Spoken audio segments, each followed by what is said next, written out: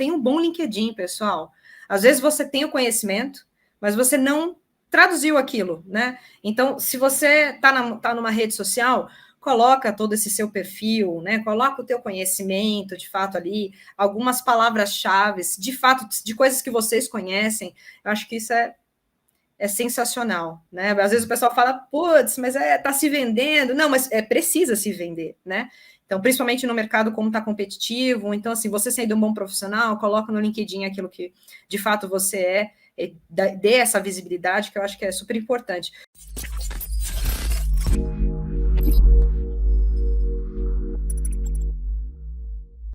Aline, muito bacana. O Flávio, ele falou assim, Aline e The Cloud Bootcamp, parabéns pela riqueza das informações. Gostaria que você falasse um pouco do que você espera de um currículo, como devemos elaborar um currículo de destaque. Excelente pergunta do Flávio, Aline, eu gostei.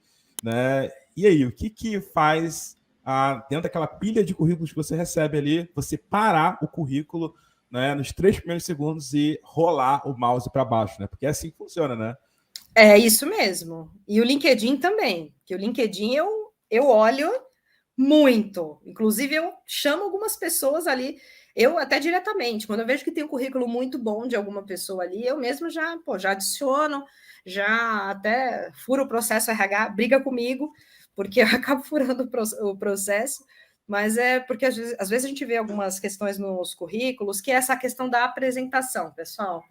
Então, assim, faça uma boa apresentação resumida sobre você naquela primeira parte, né? Depois você coloca essas suas experiências com o nome das tecnologias que você trabalhou, os principais projetos que você já atuou, quais foram os resultados, né? Acho que os currículos hoje em dia não devem ser mais como antigamente, sabe? Aqueles textos que, na verdade, a gente só fazia para cumprir uma tabela, sabe? Eu acho que você pode ousar e escrever, sim, com relação às tecnologias, o que você conhece do on-premise, o que você conhece do cloud, as suas certificações, isso é importantíssimo, ter esse conjunto, tá, pessoal? Não adianta também só ter certificação e não ter os outros itens, né? Porque, como o Jean acabou de falar, você é pego na entrevista técnica e aí não adiantou de nada. Acho que, assim, se você conseguir elaborar um conjunto de informações com as palavras-chave daquilo que você de fato conhece, isso vai fazer com que você seja escolhido ou até mesmo achado por algum recrutador, da mesma forma que eu vou, às vezes, caçando e coloco lá, preciso de especialista ou consultor multi-cloud. Aí eu olho lá, multi-cloud. Se você está se posicionando como consultor multi-cloud, então, quais são as clouds que você conhece? Isso está no seu currículo? Você trabalhou com o quê? Com sustentação ou com projetos? Né? Dentro dessas clouds, o que você conhece? Pode colocar o nome dos serviços que você conhece, acho que é super interessante para a gente saber, por exemplo, se esse cara aqui é um cara muito bom na parte de redes, o cara conhece tudo. Na parte de serviços, por exemplo, de banco de dados, conhece muito bem. Na parte de DevOps, também conhece muito bem.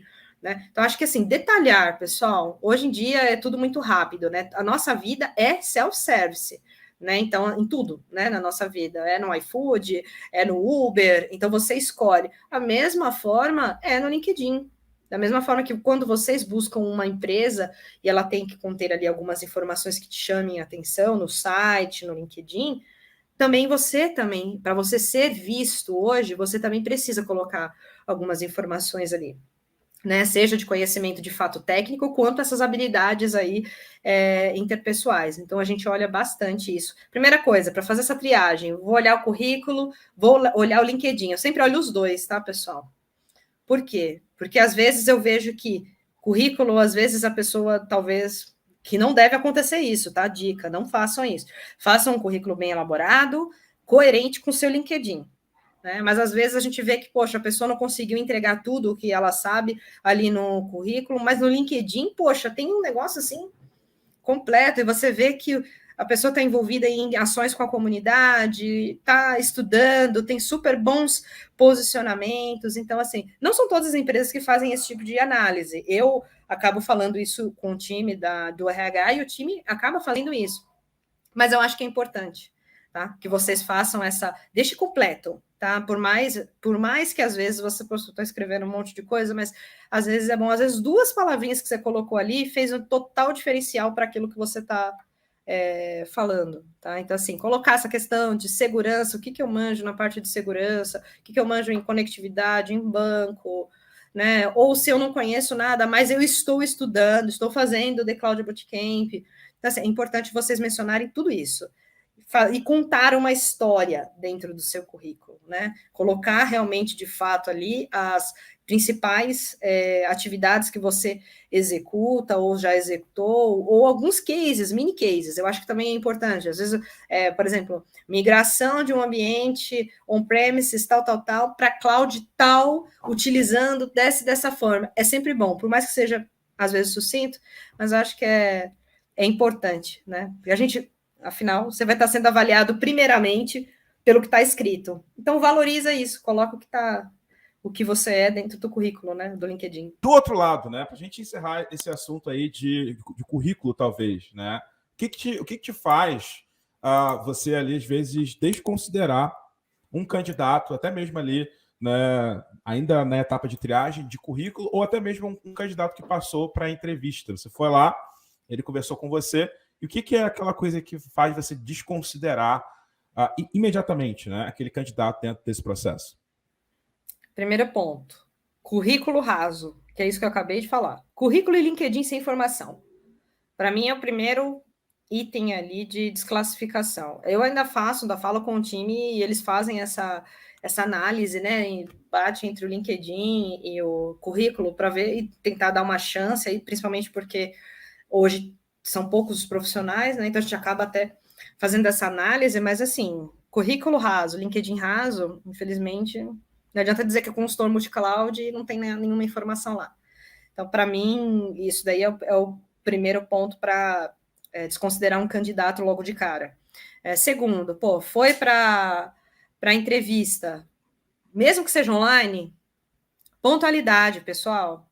Assim, às vezes as pessoas acham que, não, porque está no modelo híbrido, que às vezes não tem essa questão. Pontualidade, sim. Então, assim, pontualidade, a postura, né, a forma de comunicação, se a pessoa fala bem. Se ela estiver falando bem com você, essa questão da comunicação foi um ponto super positivo, poxa, imagina ela falando com o cliente. Então, a gente avalia muito esse ponto da comunicação, né? Falou dessa questão da proatividade, por exemplo, né? Ou que sabe, enfim, que é autodidata, como que você faz isso? A pessoa não sabe se explicar, então a gente acaba pegando ali no laço, pegando na mentira aí mesmo. Então, a pessoa, de repente, em algumas perguntas, normalmente a gente faz perguntas de cases reais, como que você lidaria com tal situação? Então, seja uma situação de crise, onde o cliente está aqui do seu lado, presencial, reclamando, como que você lidaria? Então, você consegue também já identificar algumas questões ali de traços comportamentais de que não é o candidato perfeito para aquela posição. Né? Então, a gente acaba olhando muito essas questões também. E, óbvio, né? Mentir, falar que vai fazer alguma coisa, que faz alguma coisa, que conhece algo e que não conhece. Porque pode passar pelas mocinhas do RH que estão ali, né? Mas não vai passar pela entrevista técnica.